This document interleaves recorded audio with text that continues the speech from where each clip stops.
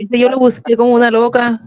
Sí, claro, ahora todos lo buscaron, ahora todos lo miraron. Debe Profe, ser si como quiere que busquen los likes. En los likes aparecen míos. Yo a toda esa vaina le doy like. eso no me Profe, parece. yo creo que las 12 vistas que hay de cada video, 11 son mías y una es de Abril. Sí, Profe, sí, claro. Sinceramente. clases no aparecen. No recuerdo si era Como los bots de Julio. la primera, pero yo estaba buscando una de esas dos clases y no la encontraba. No sé si... Bueno, yo sé que hace falta la última porque yo ni la he montado. O sea, yo no la he montado y de hecho se me pasó montarla y luego dije, voy a esperar hasta que los estudiantes se dignen a preguntar, a ver si es verdad que las ven o no las ven. Pero bueno, no importa. Voy a pensar que quedan tan claras que no hay necesidad de preguntar. Cuando las clases sean presenciales deberían de grabarse también. Bueno, ya eso se lo dejo, pues será el monitor.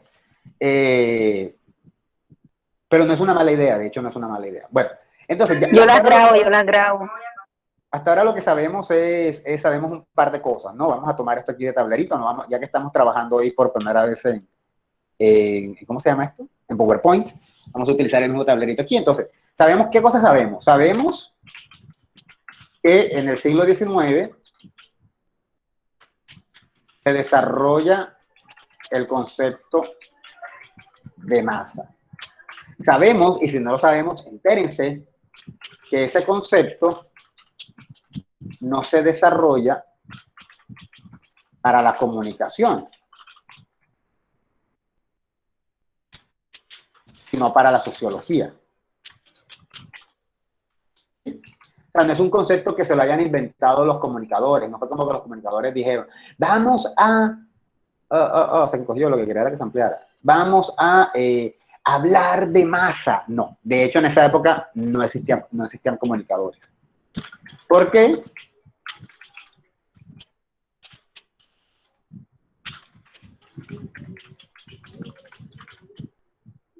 ¿Por qué no había comunicadores? Bueno, porque apenas estaban comenzando los medios masivos. Cuando ustedes lleguen a... quiero quitar la cinta. Cuando ustedes lleguen a tercero, que vean epistemología conmigo o con el profesor de turno, pues se van a enterar que esto de la comunicación como ciencia, primero todavía no se sabe si es una ciencia, y segundo es una cosa nueva. Entonces, como esto es nuevo, obviamente en el siglo XIX, cuando esto apenas comenzaba, no podían haber ya científicos. Casi siempre las ciencias y los investigadores surgen después de que ya el objeto de estudio lleva rato, ¿sí? Entonces, en el siglo XIX no había comunicadores, por lo tanto, no habían estudios en comunicación.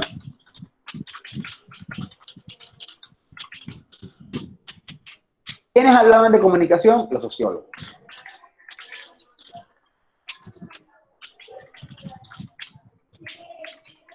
Los sociólogos. Los sociólogos. Eran los que hablaban, los sociólogos y los psicólogos. Vamos a acabar ahí a los psicólogos también, que ellos también tenían su lugar. ¿Sí? Ellos eran los que hablaban de comunicación. Entonces ya sabemos esto, sabemos que se desarrolla el concepto de masa, y una de las cosas que se dice es que ese concepto de masa define el público de los medios.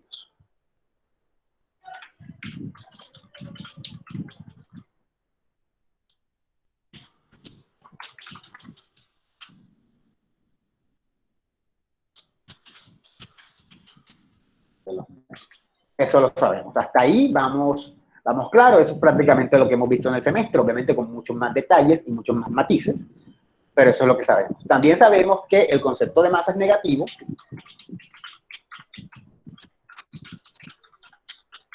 y que sea cierto o falso, tiene un carácter clasista.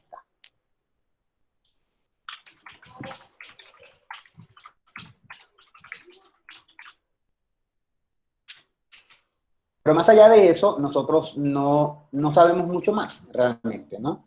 Voy a hacer una corrección.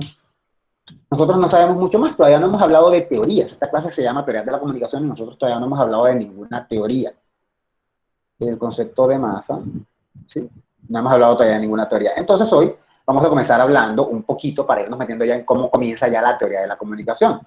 Les acabo de decir que estas primeras ideas de comunicación no son de los comunicadores, porque no hay comunicadores, sino de sociólogos y psicólogos.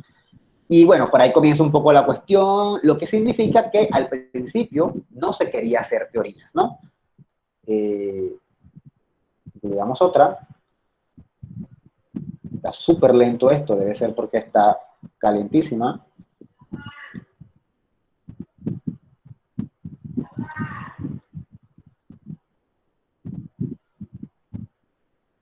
Nueva. Entonces, dicho eso, en un principio,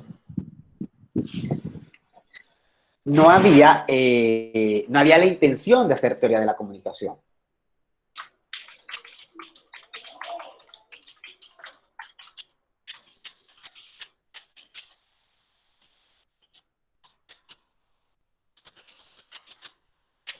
¿Por qué? Porque no había un interés en la comunicación como ciencia. Cuando uno habla de teoría,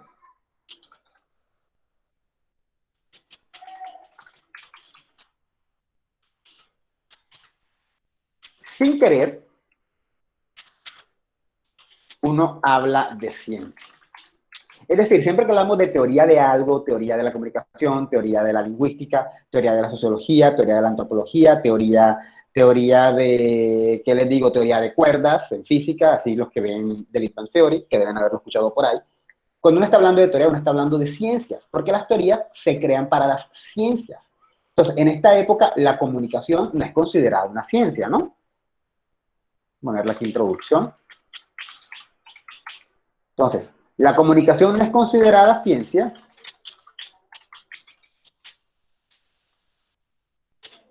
Por tanto, las primeras teorías de comunicación no son para la comunicación, sino para hablar de la sociedad. ¿Dudas hasta aquí de lo que estoy hablando? Creo que deben haber varias, porque obviamente estoy hablando de varias cosas al tiempo. Estoy hablando de epistemología, de metodología, de ciencia y de un montón de cosas. ¿Dudas?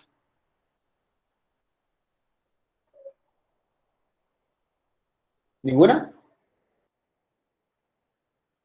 Profe, sinceramente yo sí tengo muchas dudas, pero exactamente no sabría qué decirle.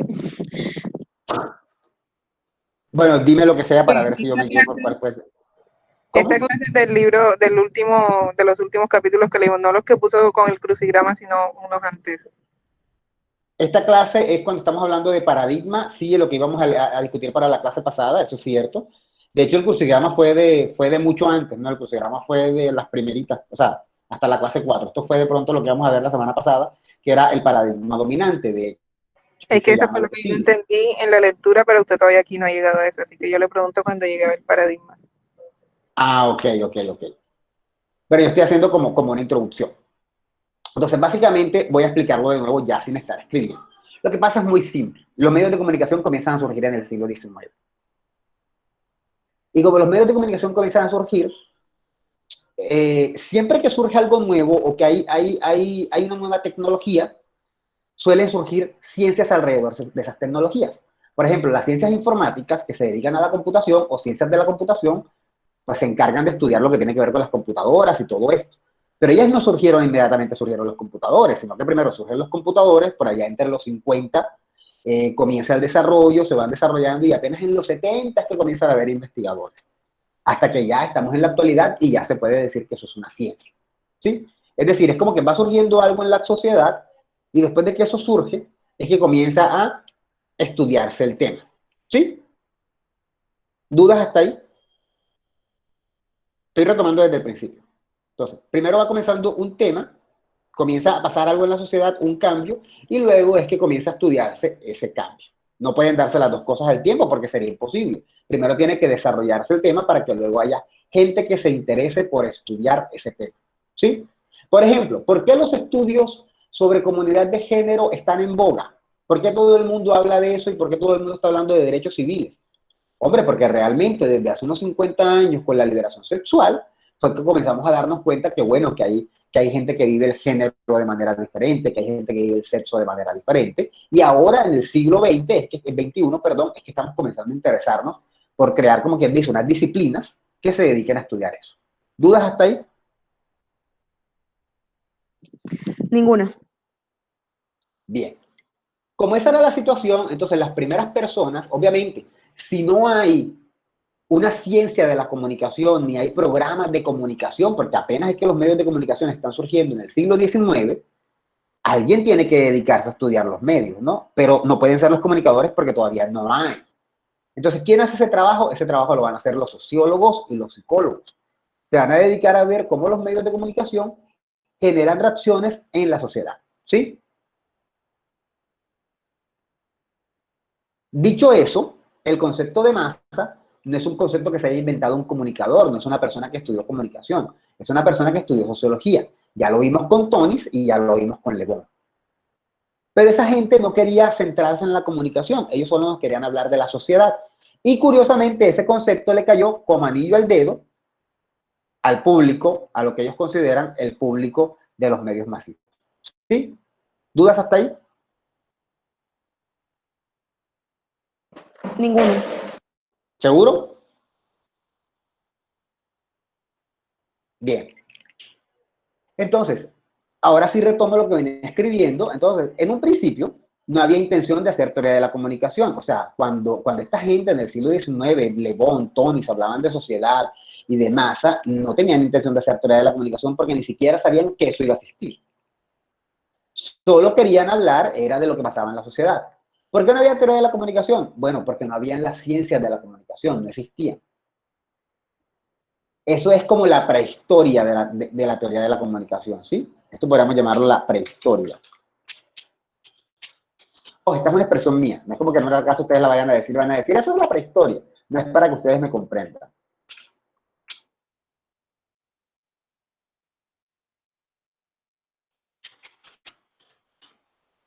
¿Sí? Bien. Dicho eso, en ese momento la comunicación no era considerada una ciencia, nadie consideraba que la comunicación fuera una ciencia. Y las primeras teorías no son para la comunicación, sino son para hablar de la sociedad. Y luego uno termina dándose cuenta que también sirven para la comunicación, pero ese no era el fin en un principio, ¿sí? Y es que la comunicación no puede vivir sin el comportamiento de la sociedad. La comunicación siempre está teniendo en cuenta cómo se porta la sociedad y todo lo demás, y por eso cuando ustedes hagan sus tesis, los que hagan tesis de investigación tradicional, van a utilizar de pronto un poquito de sociología, ¿sí? ¿Dudas hasta aquí?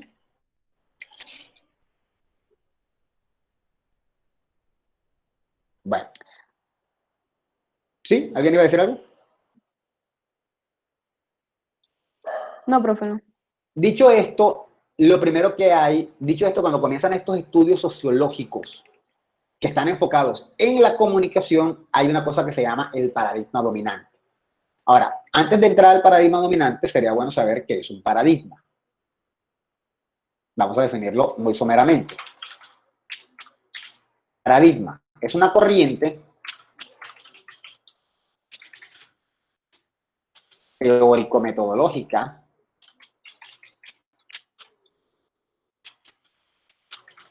que se impone. Es decir, un paradigma es una forma de hacer las cosas. ¿Cómo así? Cuando alguien comienza a estudiar un tema, el que sea, vamos a hablar de pues, redes sociales. Alguien comienza a hablar de redes sociales. Es alguien generalmente dice, bueno, para hacer redes sociales nos vamos a basar en esta teoría y nos vamos a basar en estos métodos y así vamos a recoger la información para hacer nuestras investigaciones. Y todo el mundo comienza a seguir ese mismo caminito. Es como una Biblia. Todo el mundo comienza a seguir ese mismo caminito. Eso se le llama paradigma. ¿Sí? Por ejemplo, el paradigma educativo es que en Colombia, ¿cuál es el paradigma educativo? Pues simple, a cierta edad, a los 3 años entras a la edad preescolar, a los 6 tienes que entrar a primero de primaria, a los 11 entras a la secundaria, te gradúas a los 16 o 17, luego entras a la universidad, estás por 5 años hasta que tienes 22, bla, bla, bla, bla, bla. ¿Sí? Eso es un paradigma, como una manera de hacer las cosas. Es la manera más común de hacer las cosas. En este caso, la manera más común de investigar.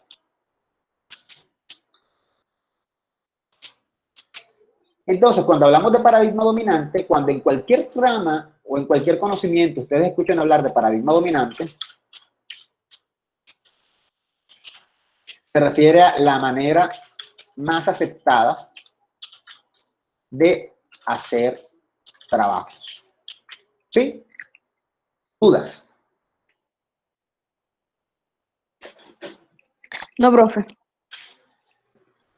Quiero que tengan claro el concepto de paradigma, porque si hablamos de paradigma dominante, pues tendremos que saber que es un paradigma. Entonces, el paradigma dominante va a ser esa manera aceptada de hacer las cosas, la más común. Un paradigma alternativo sería una manera diferente, ¿no?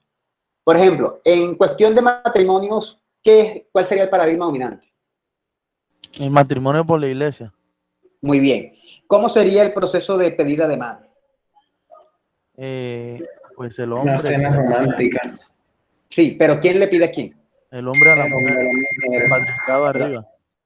Exacto, todo ese tipo. De hecho, en términos de patriarcado, el patriarcado es el paradigma dominante. Entonces, eso es el paradigma dominante y es lo que la gente más acepta. Porque así mucha gente diga, yo no soy machista, eso está bien regalito, ¿no? Entonces, ese es el paradigma dominante. ¿Cuál sería una posición alternativa? En términos sexuales, ¿cuál sería el paradigma dominante? Bueno, hombre y mujer están juntos. De hecho, actualmente, la homosexualidad se está moviendo al paradigma dominante. Ya estamos un poco ya aceptamos un poco más eso. Aún hay algunas cosas que aún nos generan ruido, por ejemplo, relaciones cuando ya hablamos de cambios de sexo y entonces se trata de un hombre que es gay, o sea, que nació de género masculino y es gay y se casa con una persona que nació de sexo femenino, pero que hizo transición a hombre. Y entonces uno los ve y son dos hombres, pero internamente el hombre es un hombre gay y el otro realmente es un hombre, pero nació con género femenino, con sexo femenino. Si ven, eso ya no es tanto el paradigma dominante porque eso es muy poco común, pero sí se presenta. No sé si me entendieron de lo que estaba hablando, fue el ejemplo del que me acordé por una pareja que conozco, pero sería como eso sería menos convencional. Cualquier persona diría, pero eso es un hombre y una mujer. No, fíjate que hay un poco de cosas implicadas porque hubo un cambio de género, Eso ya sería un poco un paradigma diferente, un paradigma alternativo. ¿Sí? Sí, profe. Bien. Es que me acordé, bueno, yo me veo RuPaul Drag Race y me acordé de Ben de la Creme, cuyo novio es un hombre transexual. Entonces es bien interesante. Eso no fue el super beso icónico que hicieron. No tengo ni idea. En serio, no me acuerdo muy bien. Bueno, dicho eso, el paradigma dominante de ese momento, el principio del siglo XIX, utiliza el concepto de masa. Y lo que va a hacer es centrarse en la masa para analizar los medios, ¿no? Entonces, básicamente el paradigma dominante de la época lo que nos supone es que los conceptos sobre masa son los que generan los primeros modelos teóricos de la comunicación. Ya el concepto de masa de Le Bon ya estaba muy aceptado. Y entonces los primeros que se comienzan a meter en este trabajo de hacer investigación en comunicación suponen que la masa es el público, que el público que ve medios de comunicación, la audiencia es la masa. Y con base en la masa comienzan a determinar cuál es el comportamiento que se está dando y cuál es el que se debería dar. ¿Sí? Este modelo es el que se considera dominante, se considera hegemónico y opresivo. Sobre qué es hegemónico y opresivo y por qué es hegemónico y opresivo solo podemos ver en un ratito. Quizá no sea necesario verlo de una. Pero básicamente se refiere a, como hemos dicho en clases previas, que esta manera de analizar los medios de comunicación lo que supone es que las clases bajas tienen que estar siempre debajo y tienen que intentar parecerse a las clases altas. Pero sobre eso hablamos en un momento. ¿Sí? En el paradigma dominante, la visión es de una sociedad normativa. Es decir, esto tiene un carácter sociológico. Aquí es una manera de ver a la sociedad. Y lo que se esperaría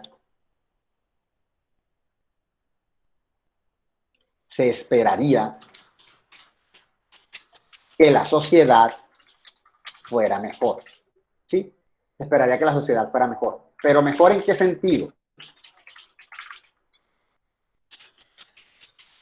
Bueno, en el sentido que dictamine esta corriente teórica. Es decir, en lo que ellos consideren mejor. Voy a tratar de ser como más sencillo porque siento que estoy hablando como en términos muy teóricos. Básicamente, esto era un montón de gente que creía que el pueblo era la masa.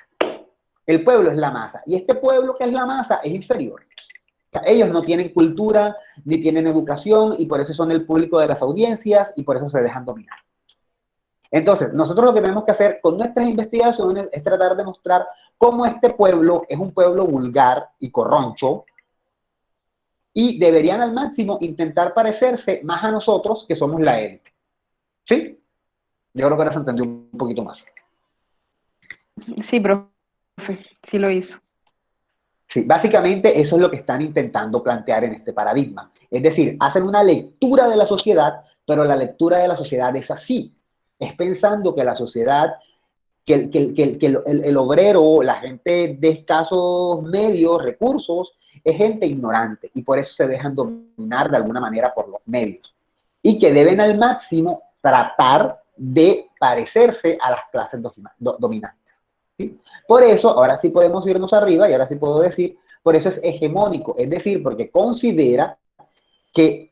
considera que las élites, se considera que la gente culta, entendiendo por culta la gente que escucha música clásica y que lee literatura y que va a obras de teatro, se considera que la gente culta es superior. Y en ese sentido oprimen al menos favorecido y se consideran superior a ellos. Eso todavía existe hoy en día. Todavía hoy en día hay gente, no sé si eso lo discutimos en esta clase la vez pasada, pero todavía hoy en día hay gente que, por ejemplo, considera que leer, ir al cine a ver cinearte y escuchar cierto tipo de música es más culto que el de otra gente que quizá escucha champeta, que le gustan las películas de Van Diesel, que sé yo, que no lee literatura, sino que le gusta leer son las historietas que trae el cubo o una cosa así. Entonces es opresivo porque suponen que hay una clase que está por encima de la otra. ¿Sí? En parte, lo que desea la lectura es que ese paradigma se siga enseñando. Y eso es cierto, eso se sigue enseñando y mucha gente se lo cree. Ahora ustedes van a decir, ay, profesor, pero usted lo está enseñando. No, pero es que cuando decimos que lo enseñan, es que lo enseñan para que los muchachos cuando hagan la investigación la vean de esa manera. Y no, hay que despertar un poquito y darse cuenta que esa es una manera de ver las cosas. Les voy a poner un caso muy concreto. El semestre pasado, Martín, no me acuerdo cuál es su apellido, y Caroline, tampoco me acuerdo cuál es su apellido, de octavo semestre, estaban haciendo una tesis en la que ellos querían analizar el periódico Cubo y de alguna manera iban a analizar las portadas y de alguna manera lo que ellos querían plantear era que ese periódico era vulgar y era un poco, ¿cómo decirlo?, grotesco y que la gente lo usaba porque pues la gente quizá no tenía la suficiente cultura. En el proceso, ellos cayeron en cuenta que esa era una interpretación clasista, era una interpretación hegemónica, que suponía que la gente que leía ese periódico era inferior. Por suerte, ellos se dieron cuenta de eso a la mitad del trabajo, hicieron un cambio y al final lo que dijeron fue que esa era una lectura alternativa y que la razón por la cual la gente que leía ese periódico estaba más relacionada con sus intereses que con el hecho de que fueran brutos. Pero en estos principios de siglo, el paradigma dominante suponía era eso. Suponía era que la sociedad debía comportarse de una manera y que lo que había que lograr era de pronto que esos pueblos, esa gente menos favorecida se comportara de esa manera, porque lo ideal era que hubiera una buena sociedad, ¿sí? Hay una normativa y esa normativa supone que lleva a un desarrollo de una buena sociedad. Es decir, ellos no es que nos den las pautas sobre cómo comportarse, pero juzgan con base en lo que ellos consideran las pautas.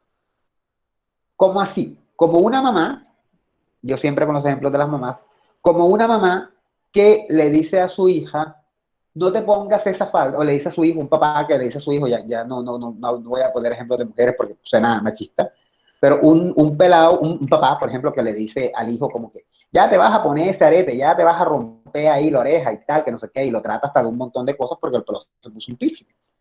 Resulta que el papá está juzgando lo que es correcto e incorrecto desde su perspectiva, no desde la perspectiva del otro y de los intereses que el otro tiene. ¿Sí? Eso pasa en este paradigma. Decimos que la sociedad es mala o es vulgar o es corroncha o es inculta con base en lo que nosotros creemos que es correcto. ¿Sí? ¿Dudas? La verdad, ninguna. Yo no tengo ninguna. ¿Alguna duda de los demás? Profe, Entonces, usted va a enviar esas diapositivas a Proyecto E. Sería genial. bueno, aquí no dice casi nada, yo las puedo enviar, pero aquí no dice casi nada. Eso sí, con una condición, por ahí hubo alguien que me hizo un examen y lo que hizo fue copiar todo lo que yo escribí en las diapositivas en su parcial. O sea, oye, no, por favor.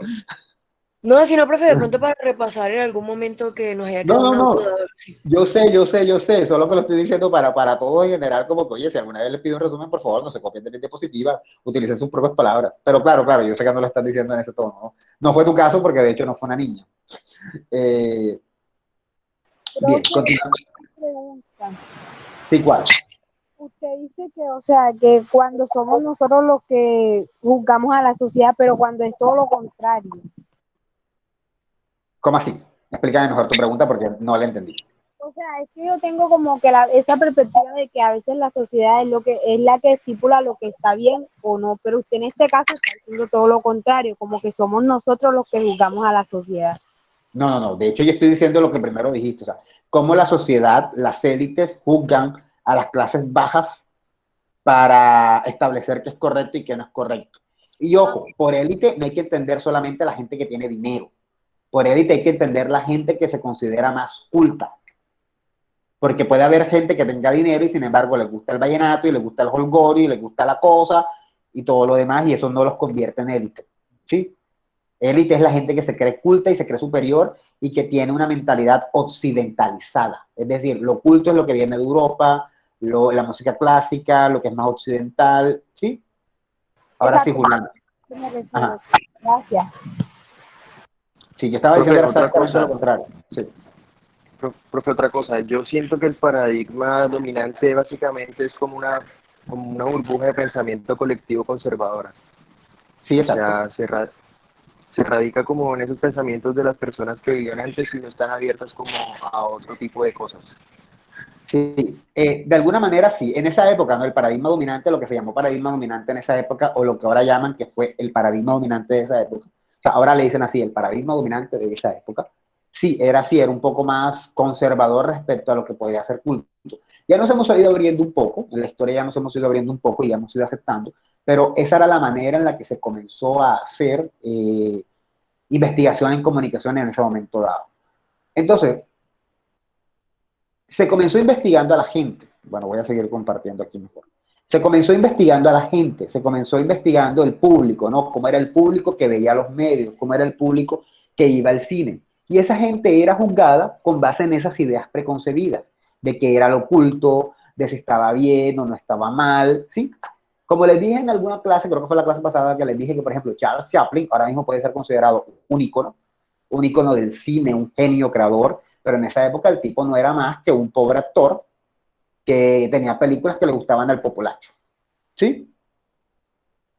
Ahora, ellos tenían la idea de que para que la sociedad estuviera bien debía haber una norma, era una sociedad normativa, es decir, una sociedad que dice cómo debes comportarte, cuál debe ser tu actitud, cómo debería ser X, cómo debería ser Y, piensa por ti mismo, que curiosamente eso se opone a lo que sería la masa. Esa normativa básicamente se resume en, es igual a no ser masa. Y acuérdense que ellos consideraban que la masa era ser del populacho y ser así vulgar. Ya primero dijimos al principio que la masa era ser irracional y pero ya en la clase pasada estuvimos hablando de que sí, la masa puede ser irracional, pero que el verdadero miedo es a esa masa que puede rebelarse, ¿no? Y que por eso se le considera inculta. Entonces, esa sociedad normativa o esas normas no se comporte como la masa. Y cuando esas normas de la sociedad se alcanzan, o se dice que si se alcanzaran esas normas en la sociedad, se supone que sería una sociedad correcta. Sería una buena sociedad. ¿Sí? Si tú obedeces las normas, te conviertes en una buena sociedad.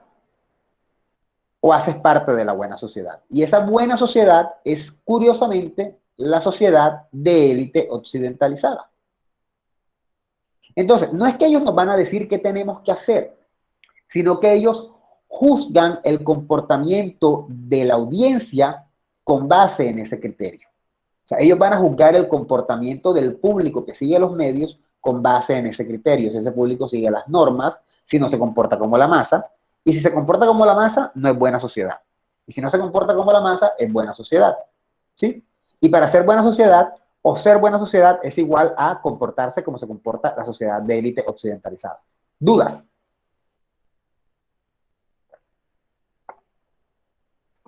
Bueno, Diana me había dicho que iba a tener dudas. Sí, dime. O sea, pero todavía o sea, se podría considerar que aún existe el paradigma, ¿no? Los paradigmas dominantes en cierta, digamos, cultura o Profe, de Es pronto que, que ya es menos que en cierto tiempo, pero yo pienso que todavía existe. o sea, las costumbres de la gente, sí. En ciencia tú no puedes hacer una investigación en comunicación pensando de esta manera porque te la tiran en la cara, te van a tildar de prejuicioso y de todo lo demás. Pero obviamente si hay gente que tiene todavía estas ideas preconcebidas en su cabeza. Lo que pasa es que aquí estamos hablando de cómo hacer ciencia. Entonces ya esto ya no se usa por eso, porque ya te dirían en tu cara, eso está prejuiciado, tú lo que eres es un prejuicioso, eso te lo tirarían en la cara. Pero sin duda alguna mucha gente tiene esas actitudes todavía. Y por eso mucha gente a veces se pone a hacer trabajos y dice, yo quiero mostrar cómo las telenovelas embrutecen al público colombiano. Y esa tesis nunca avanza. ¿Por qué nunca avanza? Porque su tutor siempre le va a decir, está siendo prejuicioso, está haciendo esto, porque esa persona quiere hacer su tesis desde el paradigma dominante de inicios del siglo XX, cuando ya eso no se usa. ¿Sí? profe, ¿Sí? Melanie estaba escribiendo y dijo que si podía repetir la última parte. Me imagino que se refiere a el último punto de esas sociedades curiosamente correspondiente con la sociedad de élite occidentalizada. Digo yo acá, no estoy segura porque ella dijo eso hace rato y habló Byron. Profe, una pregunta. Dijo que Ok. desapareciera. Ok, ¿quién pregunta? Yo, profe. Ajá. Esto que usted está hablando tiene en cierta parte alguna relación con los estereotipos sociales o algo así. Claro. Esto era un estereotipo social de la época y es un estereotipo social actual. Lo que pasa es que fíjate que esa frase, ¿eso es Yatzer quien está hablando? Juliana, profe. Juliana, bueno, eso que acaba de decir Juliana es bien interesante porque para decir lo que habló antes, creo que fue Byron, no sé quién habló antes de Juliana y antes de Abril, no sé si habló Abril, no los estoy viendo, así que no sé quién habla. Pero bueno, para tomar lo que dijo Juliana, ahora lo que habría serían estereotipos sociales. El problema es que antes esos estereotipos sociales se intentaban utilizar a la hora de hacer investigación. Entonces, claro, a principios del siglo XIX hacías investigación centrándote en estereotipos sociales. Ya para hacer investigación no usan los estereotipos sociales, pero esos estereotipos sociales siguen con nosotros. Están presentes aquí, en la cabeza. De hecho, en ¿Sí? estos días estaba ayudando a hacer un ensayo y era sobre los estereotipos sociales y los perjuicios. Y Ajá. de hecho, en ese ensayo, o sea, yo metí muchos puntos que tienen como que un poco de relación con lo que usted está diciendo, por lo menos lo de la buena sociedad y toda esa cuestión. Entonces, Sí. por eso me llamó mucho la atención. Sí, a la hora de hacer un ensayo uno puede hablar de eso, sobre todo si uno está criticando. Pero imagínense que ustedes vayan a hacer una investigación en la que ustedes vayan a decir algo como, la idea que ustedes quieren mostrar es que a la hora de hacer programas de televisión no se deberían presentar personas con tatuajes porque transmiten una mala imagen sobre el colombiano. Uy, qué feo. Eso lo coloqué en el ensayo, o sea, el prejuicio que hay hacia las personas que tienen tatuajes. Bueno, entonces, por ejemplo, imagínense que ustedes presentaran su tesis al final y dijeran eso. La conclusión de mi trabajo es que las personas con tatuajes le dan una mala imagen a la televisión colombiana y por eso no deberían participar en las producciones. Uy, eso está súper mal. Eso es un estereotipo social que lo llevaron a la investigación. Mire, si usted quiere tener estereotipos sociales, es su problema. Pero no haga investigación con eso porque eso no le queda bien y le van a tirar el trabajo en la cara. ¿Sí? Así es. Bien. Dicho todo eso, voy a repetir lo último porque me dijeron que no sé quién. No sé quién me dijo que no sé quién. Quería que repitiera Yo lo le último. dije, Abril Pero no le sé quién es dijo yo. que Abril, Melanie, ok. que Melanie necesitaba saber ese último punto. Ok. Lo que pasa es que ustedes no me lo están preguntando, pero yo aquí lo que veo son mis diapositivas. Yo no los veo a ustedes, solo los escucho. Para verlos tengo que hacer esto. Para verlos tengo que hacer esto. Mientras me haga esto, no los veo. Bien. Lo que yo decía era que, voy a repetirlo todo, el paradigma dominante de principios del siglo XX, ojo, este es del siglo XX, de principios del siglo XX, es hegemónico y opresivo, es decir, considera que hay una clase por encima de la otra, que hay un grupo social por encima del otro. ¿Cuál es ese grupo social? La élite. ¿Qué dicen ellos? Ellos consideran que para que haya una sociedad buena deben haber unas normas. ¿Esas normas cuáles son? Esas normas son precisamente, en resumen, no parecerse a la masa. Cuando tú no te pareces a la masa, tú estás cumpliendo con las normas de ser un ser socialmente correcto, de pertenecer a la buena sociedad. Ahora, cuando perteneces a la buena sociedad, de alguna manera, perteneces a la sociedad élite occidentalizada, es decir, a la gente elitista que considera que quizás los productos europeos, la música clásica, el arte, la literatura, y esto es lo que te hace una sociedad correcta.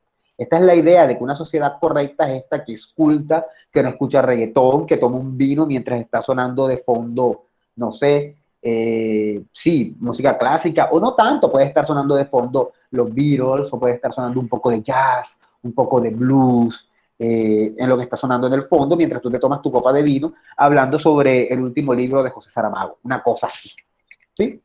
Algo que no necesariamente corresponde con la sociedad, ¿sí?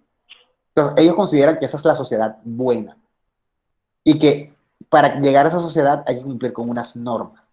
Y en los estudios lo que muestran es que el público que sigue los medios masivos no cumple con esas normas, por lo tanto es una masa que no se parece a la buena sociedad, sería como una mala sociedad, ¿sí? Dicho eso, ellos miden,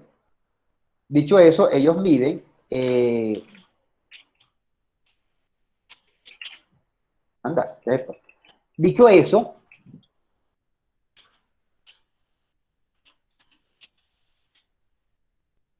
está volviendo loco. Dicho eso, ellos miden qué es una sociedad buena o qué es una sociedad mala con base en sus propios prejuicios y en lo que ellos consideran correcto o incorrecto. ¿Sí? Profe, una pregunta. Dime. O sea, por ejemplo, si los de esta clase elitista, pues obviamente para acceder a esos escenarios de que usted dice esa gente en esa época que escuchaban todas esas vainas, que iban a teatro y eso, pues Bueno, eso es una tenían. manera, claro, eso es una manera de yo decirlo, no necesariamente tenía que ser así, pero es una manera de yo decirlo, como para poner el... Bueno, o Ahora sí sea, continuar, vale. si una persona quizás de escasos recursos quería entrar en ese rol de quizás empezar a escuchar todas estas cosas, no era igualmente estigmatizado por el tema de no tener dinero, o simplemente si ya empezaba a hacer todo eso, dejaba de ser masa. Bueno, esto no es como un grupo que realmente se reunía. Y yo creo que la pregunta es importante porque de pronto me ayuda a hacer una aclaración. Esto no era como que un grupo se reunía y discutía eso. Esa era una manera de hacer teoría, de hacer investigación. Entonces yo podría ser muy humilde, podría ser muy pobre, no tener recursos, pero si yo hacía mis trabajos planteando eso, que la masa era vulgar y que tenían que parecerse más a la sociedad occidentalizada, de alguna manera yo estaba ya metiéndome en el camino de este paradigma dominante, ¿sí? O sea, no hay que tomarlo como que si fuera un grupo que se reúne, no. Eso es solo un ejemplo, una manera de explicar.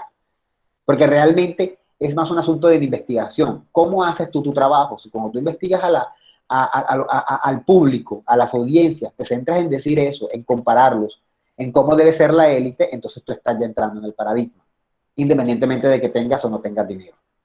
¿Sí? Ok, profe, gracias. Profe, dime. antes de seguir, yo quisiera saber, yo no sé si usted lo mencionó al principio, porque la verdad es que no estaba como, ajá, pero bueno, ¿cómo nace o cómo surge ese paradigma?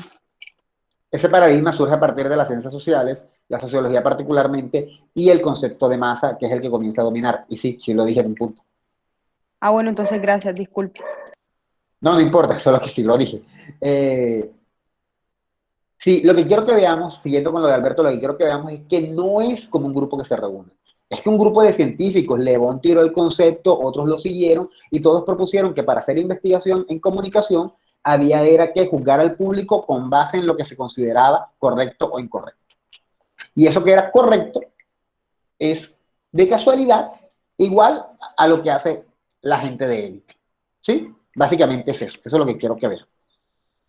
Pero no es como un círculo. Es como esa sociedad y ese grupo del que decía Alberto, o que decía yo, que luego Alberto retomó, de la gente que toma vino, es lo que uno toma como modelo para poder juzgar a los otros. Más allá de que uno se mezcle con ellos o no se mezcle con ellos. Es lo que pasa con el compañero de ustedes, no sé si hay alguno, pero estoy poniéndolo como ejemplo, que se cree más porque de pronto escucha cierta música y va a ciertos lugares y considera que eso es lo correcto, Cuando en el fondo, o sea, él está juzgando, ese compañero estaría juzgando a la sociedad y a sus compañeros en general con base en lo que él considera correcto, que curiosamente es más elitista. ¿Sí? Profe, ¿Sí? yo pienso que eso lo hicieron más que todo como forma de un escudo, digamos como que antes de que lo juzguen a ellos, ellos crearon eso como para, o sea, como con miedo a que fueran ellos los juzgados. No creo que le tuvieran miedo a ser los juzgados porque no creo que el pueblo se dignara a juzgar, pero sí es un escudo que permite oprimir y decirte, tú siempre estás por debajo de mí. Desde el punto de vista teórico, ese es el escudo. Tú siempre estás por debajo de mí. Yo estoy en lo Pronto para que correcto, no tú se, no. para que no se rebelaran, digo yo, de pronto Sí, eso. en parte, es una manera de juzgar mal para evitar, para decirte lo que tú estás haciendo es incorrecto y para que tú siempre anhelaras ser como yo. Tú siempre anhelas ser como esa élite. Esa fue la idea que nos metieron en la cabeza. ¿Sí? Tengo una pregunta. En caso, bueno, conociendo que las personas estas que podrían ver teatro, escuchar jazz y cosas así, pues son estos que utilizan el paradigma y juzgan a estos que escuchan champeta, que no tienen, no están tanto en la clase. No podría también ser al revés, que las personas que escuchan champeta se crean los más y que crean que están en lo correcto. Eso, ¿cómo sería ahí? Lo que pasa es que esto es un momento histórico. O sea, en ese momento eso no podía pasar porque esto es un momento histórico, esto ya pasó. De hecho, ahora mismo la cultura de abajo, lo que se llama cultura de abajo, va en proceso de ascenso. Pero respondiéndote básicamente, eso no podría darse en ese momento dado porque es que quien tiene el dominio son precisamente la gente que pertenece a la sociedad de élite. El pobre, el de abajo, no tiene el dominio, por lo tanto no podría imponer sus ideas desde el punto de vista teórico. Yo quiero que lo piensen de esta manera. No piensen como que esta gente que se reunía y bebía vino y escuchaba a Mozart se ponía a juzgar a los demás. No, es el investigador el que juzga.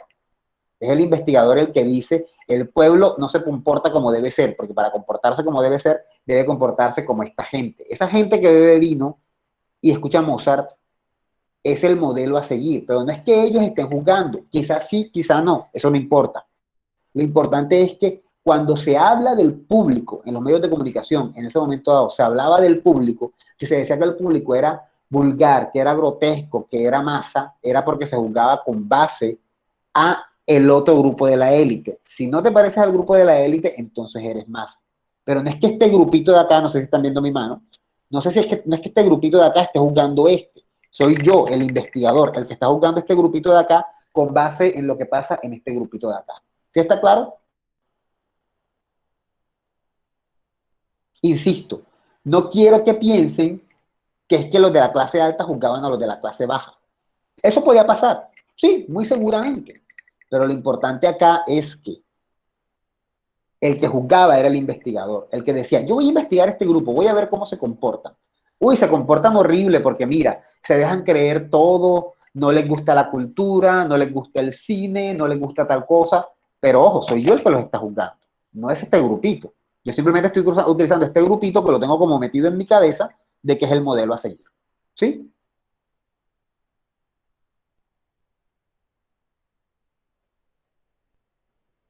¿Qué dicen aquí? ¿Se puede ser masa siendo élite? No. En la actualidad existe el paradigma dominante. No se puede utilizar, porque es que utilizar el paradigma dominante en la actualidad es que cuando tú hagas tus trabajos de investigación en la carrera, por ejemplo, vas a estar lleno de prejuicios. Entonces, por eso es que hay carreras que lo enseñan, pero no debería utilizarse. Y no se puede ser más haciendo élite, o sea, no tiene sentido. Voy a ponerles un ejemplo. Cuando su mamá dice, uy, qué mal te vestiste con esa falda corta. En mi época eso no se usaba. ¿Ella quién está tomando de modelo? Ella no se está tomando modelo a sí misma, se está tomando de modelo a las niñas de su época, a sus compañeras, a todo ese grupo de mujeres, para juzgarte a ti. Pero no es que esas mujeres estén juzgándote a ti. A ti te está juzgando es tu mamá es la investigadora, que está utilizando un grupo como modelo para juzgarte. ¿Sí?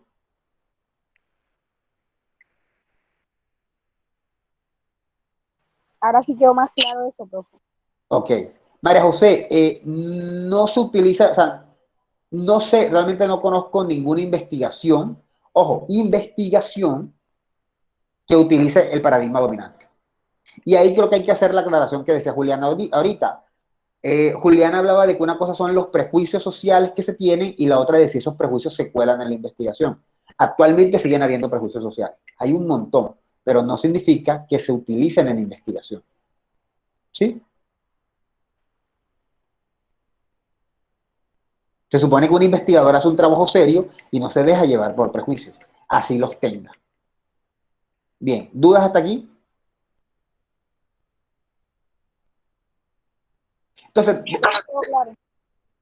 Entonces, dentro del paradigma dominante se expone, por ejemplo, que la sociedad debería ser mejor, pero ¿mejor en qué sentido? O sea, ¿mejor por qué? Porque se supone que si yo me parezco a la clase alta soy mejor de lo que soy ahora. Porque se supone que si yo dejo de escuchar champeta y me pongo a escuchar los Beatles, soy mejor que ahora. ¿En qué me hace eso mejor? Entonces, es como una idea de pronto, precisamente como nos dijo Juliana en un momento dado, es más que todo una idea. ¿Qué fue lo que dijo Juliana? Recuérdame, Juliana, por favor. Estereotipos sociales. Sí, es más una cosa de estereotipos sociales. De hecho, deberíamos ponerlo. ¿Mejor en qué sentido? ¿Es un asunto de estereotipos sociales?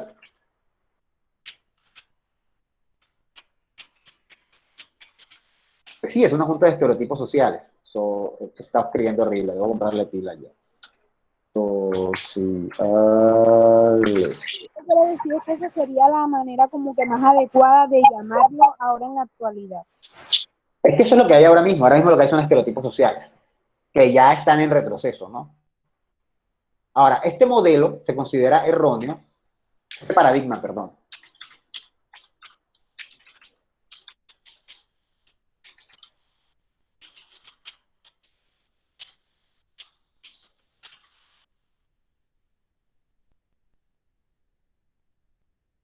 Espérate, eso puede escribir, no lo tengo la siguiente. Sí, vamos a olvidarnos de lo que está escribiendo allá. Este paradigma se considera erróneo porque se pasa por alto la realidad social. O sea, nos quieren decir que la verdadera sociedad, la sociedad buena, es aquella sociedad donde se comportarían como la élite, cuando en el fondo eso no es lo que pasa. Entonces no es un paradigma que esté dando cuenta de la verdadera sociedad. Están saltando lo que realmente está pasando, ¿no? Y eso es una de sus fallas. Si tú vas a analizar a la sociedad, analízala desde lo que es, no desde lo que debería ser. Porque lo que es lo que hay. ¿Sí? Este modelo ha servido de referencia a la investigación de las actividades mediáticas de socialización, información, movilización y creación de opinión.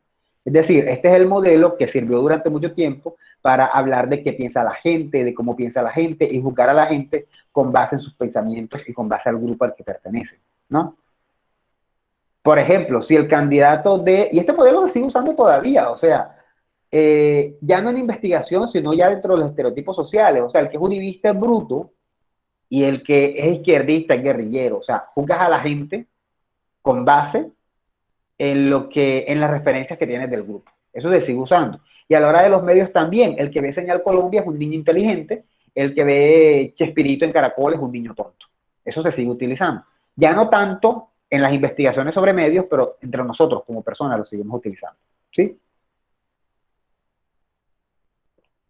Y bueno, también influyó en la primera investigación internacional de la comunicación en la idea de que la sociedad liberal, pluralista y justa se veía amenazada por una forma alternativa, totalitarista, el comunismo, en la que los medios de comunicación de masas eran convertidos en herramientas para suprimir la democracia. La toma de conciencia de esta alternativa contribuyó a identificar e incluso a reforzar la norma descrita. ¿De qué estoy hablando ahí? Bueno, yo no, eso lo tomé, eso es una cita directamente del libro de Denis.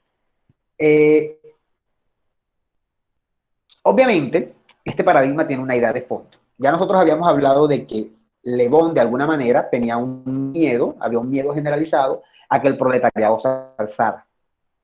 Entonces, la idea que nos venden aquí es que dentro de las sociedades comunistas se utilizan a los medios de comunicación para controlar a la masa, porque la masa es tonta. ¿Sí? Básicamente, eso es lo que quiere decir. Es decir, analizan los medios comunicativos que utilizan las sociedades comunistas para vendernos la idea de que la gente se come ese cuento porque la gente es tonta y pertenece a la masa. Y que el público, ese público masivo, es como un grupo tonto al que le inyectan la información en la cabeza y que por eso no podemos parecernos a ese grupo. Hay una paradoja en eso, no sé si la notan. La paradoja es que el modelo nos permite explicar por qué, por ejemplo, los alemanes apoyaban a los nazis con todos los crímenes que habían, pero parece que supusiera que en Estados Unidos la gente entonces sí tenía la capacidad de ver los medios de comunicación de la forma en que era. ¿Sí? O sea, el modelo, el método, el paradigma era utilizado para hablar de las comunidades de afuera. ¿Sí? Decían, esa sociedad alemana, por ejemplo, esa sociedad alemana o esa sociedad rusa es una sociedad de masa, es una sociedad inculta, no se parece a la élite de Occidente. Y la prueba está en que se dejan dominar por el comunismo, ¿no? No son liberales, dejan que la dictadura se imponga. Entonces juzgaban esa sociedad rusa con base en lo que ellos consideraban correcto, e lógicamente no tenían en cuenta que dentro de los Estados Unidos y dentro de Occidente también se utilizan los medios para controlar al pueblo. ¿Sí? O sea, era más un método para juzgar al otro, al de afuera, a nuestro oponente político, pero no se miraba a sí mismo y cómo los medios de comunicación también eran represivos. Eso en los medios de comunicación gringos sigue pasando. Ustedes se ven películas y se ven series en las que se vende la idea de que Estados Unidos sigue siendo un país, el país de las libertades. Cuando eso realmente no es cierto. Estados Unidos es tan país de las libertades como Colombia. O sea, si se ve en Modern Family, yo estoy obsesionado con Modern Family, ya estoy acabando. Llevo un mes viéndola, ya estoy acabando las 11 temporadas. Si se ve en Modern Family, el personaje de Sofía Vergara, que es colombiano, en la serie, van a darse cuenta que la tipa es muy latina y todo lo demás, pero hay un momento dado en que se va convirtiendo lentamente en gringa y comienza a hablar también de que Estados Unidos es el país de las oportunidades. Entonces, también los medios siguen haciendo eso, ¿no? Vendiéndonos cuál es la política correcta y cuál es la incorrecta. Lo que pasa es que en esta época ellos se dedicaban, los gringos se dedicaban a analizar y a criticar el medio de los otros y cómo los medios de otros países dominaban a su pueblo, pero no se miraban internamente, como ellos en el fondo también hacían lo mismo. ¿Sí? ¿Dudas hasta aquí?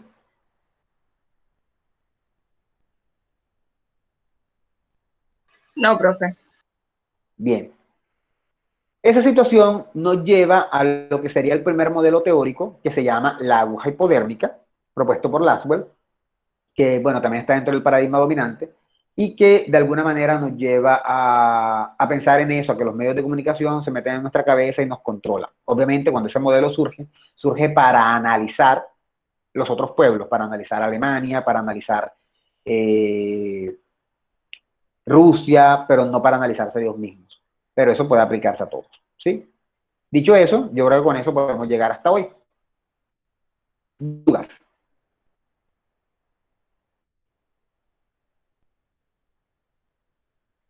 Profe, ninguna. Bien, no sé quién puso lo que puso en el chat, pero pues no creo que tenga nada que ver Esteban, ok, no sé de... Okay. Vale, si no hay mayores dudas, yo creo que podemos llegar hasta aquí. ¿Sí? Lo que pasa es que, claro, yo no estoy diciendo que Colombia es un país de las libertades, lo que estoy diciendo es que Colombia es un país que tiene tantas libertades como los Estados Unidos. Comerse el cuento de que en los Estados Unidos hay más libertades. Así es, eso lo estamos trabajando en Constitución, profesor, que a nivel constitucional tenemos un país muy bien, o sea, estructuradamente, tenemos una estructura que plantea la libertad, que plantea todo esto, pero a la práctica es otra cosa. Claro, pero es que lo mismo pasa en los Estados Unidos. Yo lo estaba tomando como ejemplo porque los Estados Unidos se vende ante el mundo como el país de las libertades y las oportunidades. Y eso no es tan cierto. Hay tantas oportunidades en Estados Unidos como en muchos otros países de Latinoamérica. O sea, ellos no son especiales, como quien dice. Ellos se quieren vender como especiales, pero no lo son. ¿Sí? Bien, dicho eso, señores, hasta aquí estamos llegando por el día de hoy. Bueno, profesor, que tenga una buena noche. Gracias, igual. Vale. Gracias, profe. Vale, nos vemos. Pues. Hasta luego, profesor. Hasta luego. Hasta luego. Hasta luego. Profe, ¿me podría regalar 2 minuticos antes de...? Dime, Byron. Among Us. Profe, lo que pasa es que ahorita que al principio de la clase usted estaba explicando lo de las notas. Ajá. Y me parece que no entró a Proyecto E, pero Yo sí entro a los foros y todo y comento, y también la parte del quiz, pero eso sí no puedo, no sé cómo demostrárselo, pero yo sí hice el quiz. No sé por Bueno, qué lo no me del aparece quiz, la nota. lo del quiz dije en un momento dado que, pues aquí estaba, y si no aparece, pues ni modo. Pero aparentemente, o sea, aparentemente no, me falta pasar alguno. Yo tendré que ver si el tuyo está o no está. O sea, yo no sé si tu correo está aquí. Aún estás viendo, no sé si alguno de estos es tu correo. Aquí está, Byron Brito, sacaste 4, no hay problema. Ah, ok, y lo del proyecto E, pues, o sea, yo comento en, en el foro y todo eso, y entro a proyecto E, no sé, también. Yo eso lo entiendo, pero el problema es que, por ejemplo, la intención es que entres aquí en este sector. Los demás que no son Byron, si no tienen ninguna duda, pueden ir saliendo. Yo entro en este sector, espérate para ver si puedo entrar, si me lo permite, si el internet acelera. Profe, si quiere puedes dejar de grabar también. Ok. Hasta luego.